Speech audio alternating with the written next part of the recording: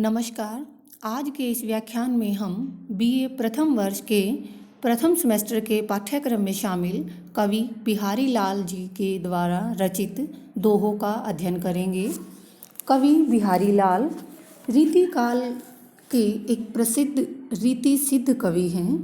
इनके द्वारा रचित जो ग्रंथ है बिहारी सतसई, जिसमें 713 दोहे हैं, कहीं कहीं पर ये 716 भी लिखा हुआ है, तो दोनों ही सही हैं। 713 और 716 दोहे हैं। आज जो दोहे हम पढ़ने जा रहे हैं वो बिहारी कवि द्वारा रचित सतसई के भक्ति और नीति खंड से लिए गए हैं। तो चलिए हम अपना व्याख्या कार्य शुरू करते हैं। मेरी भव बाधा हरो राधा नागरी सोई, जा तन की झाई परे श्यामो हरित दुती होई। बिहारी लाल जी राधा के प्रति अपनी भक्ति का परिचय देते हुए कहते हैं, मेरी भव बाधा, कि मेरी जो सांसारिक मुसीबतें हैं, हरो, उनका हरण करो, उन्हें दूर कर दो।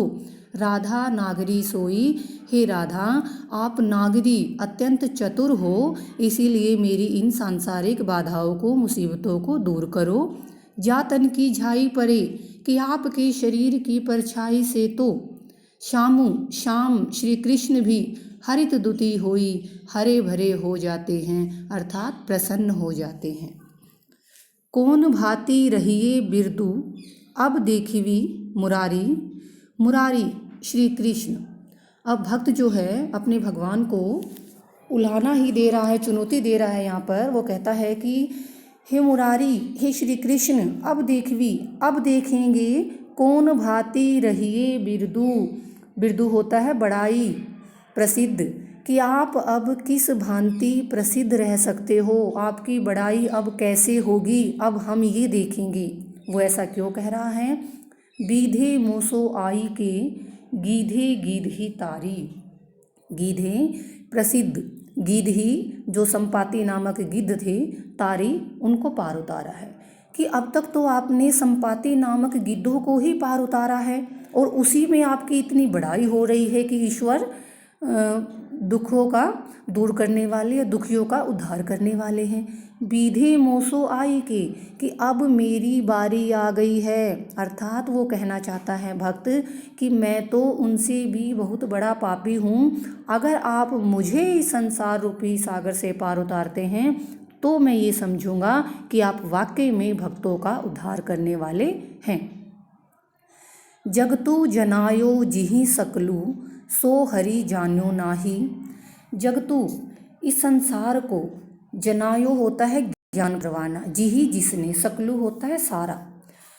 अब वो कहता है, ईश्वर विचार व्यक्त करते हुए कवि कहता है कि इस ईश्वर ने सारे संसार को ज्ञान प्रदान किया है। सो हरि जानो नाही, और तुमने उस हरि, उस ईश्वर को ही जाना नहीं। यानी वो कहना चाहता है, कवि बताता है कि जिस ईश्वर ने इस समस्त संसार को ज्ञान प्रदान किया, तुमने उस परमात्मा के स्वरूप को ही नहीं पहचाना। जो आँखिनो सब देखिए, आँखी ने देखी जाही, कि ये तो उसी प्रकार हो गया। आँखिनो सब देखिए, जैसे आँखें सब कुछ देख सकती हैं, आँखी ने देखी जाही, लेकिन वो अपने आप को, उन आँखों को ही नहीं देख पाएंगी।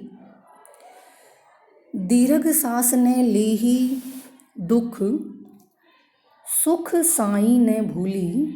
दई दई क्यों करतु है, दई दई सु कबूली। अब आगे इन पंक्तियों में कवि एक दुखी व्यक्ति को आश्वासन दे रहा है। आज उसको धीरज बंधाते हुए क्या कहता है?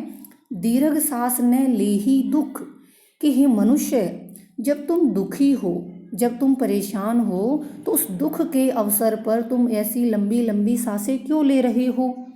सुख साई न भूली, और जब तुम सुखी हो, तुम्हारे ऊपर कोई दुख नहीं है, तुम सुख में हो, साई ईश्वर को न भूली, मत भूलो। वो कहता है, कवि कहता है उस मनुष्य को समझाते हुए कि हे मनुष्य, दुख आने पर तुम इतनी लंबी लंबी आहें या सांसें क्यों ले रहे हो? और जब तुम सुखी हो तो सुख में तुम्हें ईश्वर को नहीं भूलना चाहिए। दई दई क्यों करतु है, कि तुम, दई मतलब देव, भाग्य, कि तुम भाग्य भाग्य क्यों चिल्ला रहे हो, भाग्य भाग्य क्यों कर रहे हो? दई दई सु कबूलू, कि उस भाग्य ने, उस ईश्वर ने तुम्हें जो कुछ भी प्रदान किया है कबूली, उसे तुम कबूल करो कि चाहे वो सुख है चाहे वो दुख है, वो ईश्वर के द्वारा प्रदान किए गए हैं, तुम उन्हें स्वीकार करो। कवि उस मनुष्य को आश्वासन दे रहा है कि सुख के बाद जो है वो दुख आते हैं, तो दुख के बाद सुख भी आएंगे। बंधु भय का दीन के को तार्यो रघुराई, टूठे टूठे फिरत हो झूठे बिरद कहाई। अब इन पंक्तियों में जो भक्त है, जो कवि है, वो अपने उद्धार करने की प्रार्थना करते हुए श्री रामचंद्र से क्या उल्हाना दे रहा है। बंधु भय, क्या तुम मित्र बने हो दीन के, किसी गरीब के? क्या तुम कभी किसी जो दीन दुखी व्यक्ति है उसके तुम मित्र बने हो, उसके सहायक बने हो? को तार्यो, या किसी को तुमने पार उतारा है, किसी का उद्धार किया है? रघुराई, हे श्री राम। वो भक्त क्या कहता है कि हे श्री राम, क्या तुम आज तक कभी किसी दीन दुखी के मित्र बने हो? तुमने किसी दीन दुखी का उद्धार किया है? टूठे टूठे फिरत हो, टूठे टूठे क्या होता है?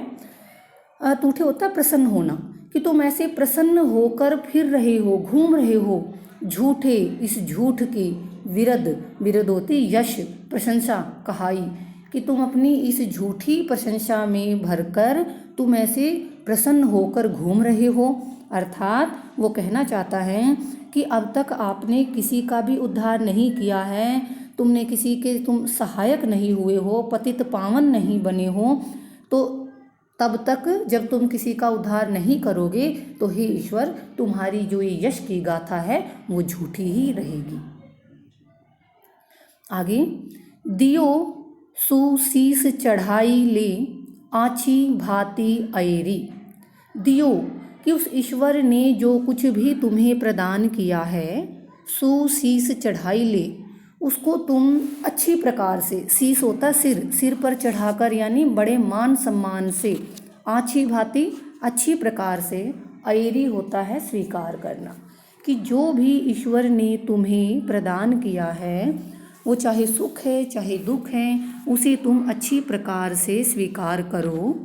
जापई सुखु चाहतो लियो, ताकई दुखी फेरू। अब वो कहता है जापई, कि जिसके द्वारा सुखों को चाहतु, चाहतु का क्या मतलब होता है? चाहना। वो कहते हैं कि जिस ईश्वर ने से तुम सुख चाहते हो, ईश्वर से तुम सुखों की कामना करते हो कि वो तुम्हें सुख प्रदान करे, उससे सुख पाने की इच्छा रखते हो, ताकि उसके द्वारा दिए गए दुखों को भी फेरी वापस मत करो। कवि कहता है कि जिस ईश्वर ने तुम्हें दियो, ये सुख दुख जो भी तुम्हें दिया है उसे तुम बड़े ही सम्मान से, आदर के साथ स्वीकार करो। जो आपे सुख चाहते लियो, जिस इष्ट से, जिस भगवान से तुम सुख चाहते हो, सुख की कामना करते हो, तो उसके द्वारा दिए गए दुखों को भी वापस मत करो। या अनुरागी चित्त की गति समझे नहीं कोई, जो जो बूढ़े श्याम रंग त्यो तो उजलू होई। अब यहाँ पर एक सखी अपनी दूसरी सखी को कहती हैं, या अनुरागी चित्त की, अनुरागी होता है प्रेम, चित्त होता हृदय, गति दशा, कि इस प्रेम से भरे हुए हृदय की दशा को समझे नहीं कोई, कोई भी नहीं समझ रहा। वो कहती है कि हे सखी, मेरे इस प्रेम से युक्त हृदय की दशा को कोई समझ ही नहीं रहा। जो जो बूढ़े श्याम रंग, कि जो जो ये उस शाम काले रंग में डूबता जाता है, त्यों त्यों उजलू होई, त्यों तो वैसे वैसे ये और भी उज्जवल होकर बाहर आ रहा है। अब देखिए, अगर कोई वस्तु या कोई भी व्यक्ति अगर काले रंग में डूबता है तो वो सफ़ेद बनकर नहीं निकल सकता। तो यहाँ पर इन पंक्तियों में विरोध है, आपस में विरोधाभास है।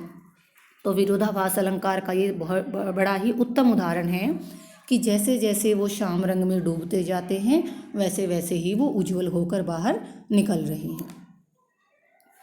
जप माला छापई तिलक सरेन एको काम, मन कांचे नाचे वृथा सांचे राचे राम। अब कवि अपने भक्ति और नीति से संबंधित विचार इसमें व्यक्त करते हुए क्या कहते हैं, आडंबरों का विरोध करते हुए क्या कहते हैं।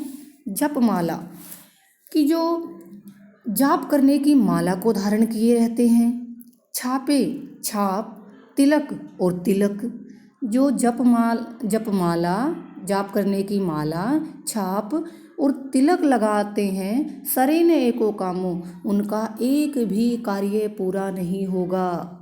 मन कांचे कि जो मन है, कांचे, कांचे होता है कांच का, कच्चा, मतलब यहाँ पर कच्चा आएगा।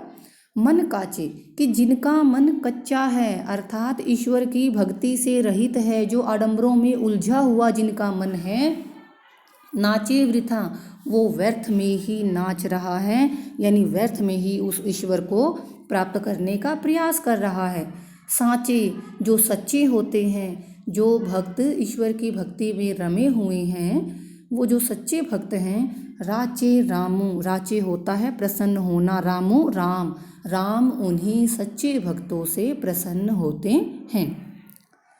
घरू घरू डोलत दीन हवे, जनु जनु जाचतु जाई, दिए लोभ चश्मा चखनू, लघु पुनि बड़ो लखाई। अभी आगे इन पंक्तियों में कवि उन व्यक्तियों की, जो लोभी व्यक्ति हैं, जो लालच के जाल में उलझे हुए हैं, उन लोगों की निंदा कर रहे हैं और लोभ न करने का हमें उपदेश दे रहे हैं। वो क्या कहते हैं, घरू घरू, घर घर, डोलत घूमते हैं, दीन हवे, दीनहीन बनकर, बड़े गरीब बनकर वो घर घर डोलते रहते हैं। जनु जनु और प्रत्येक व्यक्ति से, जनु जनु होता है प्रत्येक व्यक्ति से, जाचतु जाई, भिक्षा मांगते हैं। कि जो व्यक्ति लोभी होते हैं वो घर घर बड़े दीनहीन बनकर उन घर घर फिरते हैं और प्रत्येक लोगों के पास जाकर भिक्षा मांगते हैं। दिए लोभ चश्मा चखनू, लोभ लालच का, चश्मा चश्मा, चखनू आँखों पर, कि वो अपनी आँखों पर लोभ का चश्मा लगा लेते हैं। लघु छोटा भी, पुनि फिर बड़ो बड़ा लखाई लगता है।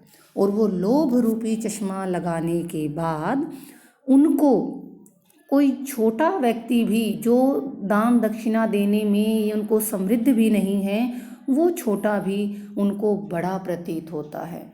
अर्थात कि वो उस लोभ, उनकी आंखों पर जो लोभ का चश्मा लग जाता है, उसे कोई छोटा व्यक्ति भी बड़ा दिखाई देने लग जाता है, यानी वो अनुदार व्यक्ति को भी उदार समझने लगते हैं। तो प्रिय विद्यार्थियों, आज की कक्षा में इतना ही। इनके द्वारा रचित दोहों का अध्ययन हम अपने व्याख्यान में पढ़ेंगे। तो मैं अपने व्याख्यान को यही समाप्त करती हूँ। धन्यवाद।